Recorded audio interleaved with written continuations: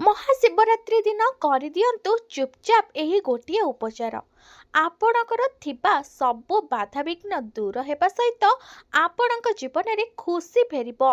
आपणकर सबु मनस्कामना देवदेव महादेव पूरण करिवे। चलित वर्षर महाशिवरात्रि बहुत खास हेबापई जाउछि। आपण जदि ए छोट छोट उपचार करनेउछंती आपणक जीवन में चलिथिबा अनेक समस्यार अंत घटी थाए। देवदेव महादेव आपणकर प्रार्थना शुणी थांती।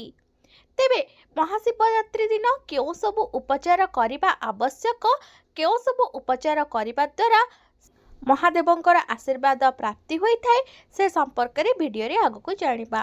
वीडियो रे आगको बढ़िया पूर्व छोट अनुरोध, आपण मन जदि आम चैनल को नुआ आछंती तेबे चैनल को सब्सक्राइब करी पाखर थिबा बेल आइकन को प्रेस कर दियंतु।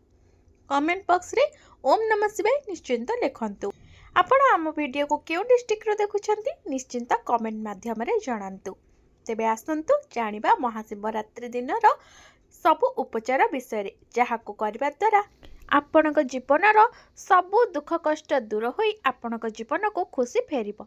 देखंतु महाशिवरात्रि रे निया जाउतबा एही छोट उपचार गुड़िक आपणक जीवन में गुरुत्वपूर्ण परिवर्तन आनीपारे एवं उपचार गुड़िक केवल असुविधा दूर करती ता नुहे, बरं भगवान शिवंकर मध्य आशीर्वाद आपणक प्राप्ति हुए। महाशिवरात्रि को हिंदू धर्म रे एक अत्यंत पवित्र एवं विशेष पर्व भाव विवेचना करा जाइथाए। एही दिनटी भगवान शिवंक पई समर्पित अटे। विश्वास करा जाय जे एही दिन भगवान शिव एवं देवी पार्वतींकर विवाह होइथिला।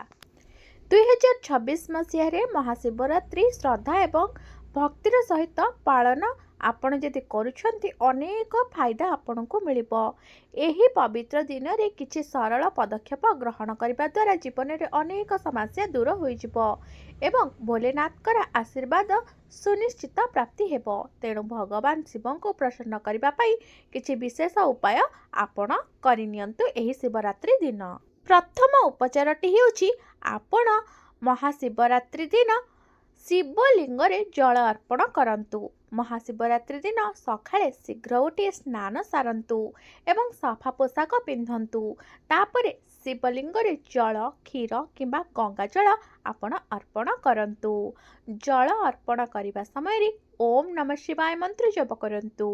एहा करिबा द्वारा मन को शांति मिली थाए। एहा सहित आपणक जीवन रे थिबा नकारात्मक शक्ति दूर होई जाई थाए। बेलपत्र अर्पण करंतु।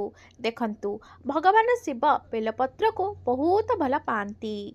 महाशिवरात्रि रे शिवलिंग को 3टी पत्र विशिष्ट बेलपत्र अर्पण करने को आपण सकाळु स्नान सारी मंदिर को जातु। कहा जाए जे यह भगवान शिव को शीघ्र प्रसन्न करे एवं घरे शांति एवं सुख आनी थाए। आपण विशेष भाव में जदि महाशिवरात्रि दिन त्रिशाखा बेलपत्र शिवलिंग रे चढ़ाउछंती आपणक जीवन रे खुशी फेरे। उपवास करिबा।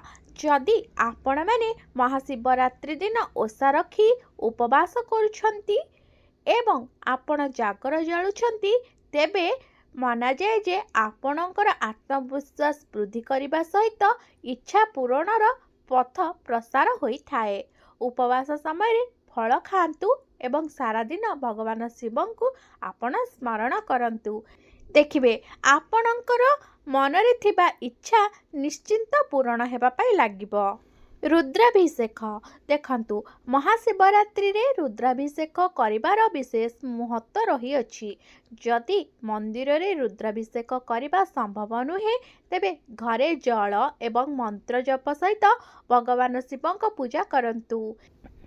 जदि आपण आर्थिक समस्या दे गति करुथांती एवं मानसिक चापरे थांती तेबे आपण ओम नमः शिवाय मंत्र जप करी महादेवं को जल अर्पण करंतु। देखिबे आपणकर धीरे धीरे आर्थिक समस्या दूर हेबो एवं मानसिक चापर मध्य आपण धीरे धीरे मुक्ति पाइबे।